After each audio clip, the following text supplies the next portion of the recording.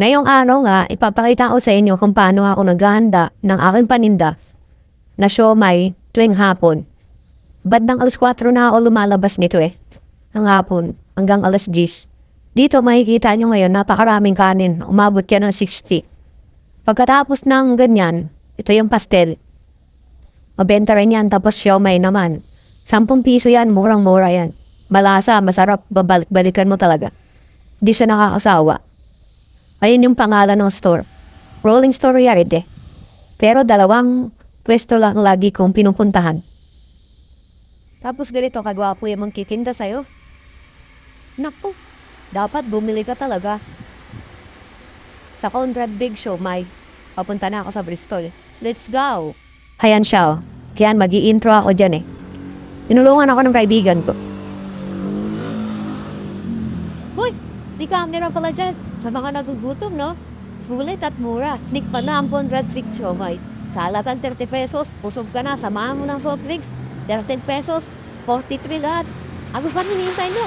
At syempre, yung hinahanap ng lahat, yung pastel. 25 pesos lang. Pusog ka na. Pastel na ka. Bid from Saudi Fountain ka. Kaya ano pang hinihintay nyo? Big Siomai Conrad ka. Alat na. Oh my God! 7:30 na ako nakababa dito. Ayan o.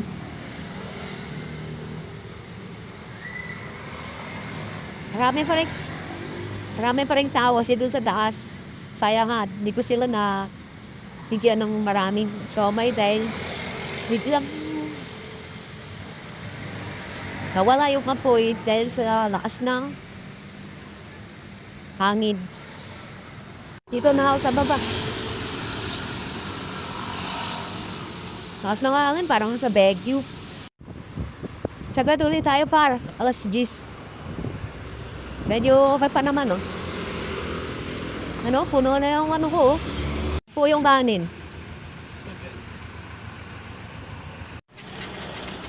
Okay. Sumagad tayo ng alas 10. So, uwi na tayo, no? Maraming salamat. Babot tayo sa ganitong pagkakataon na bumagabi na tayo. Mas masarap sa gabi magtinda dahil malilim. Di masisira yung kutis ko.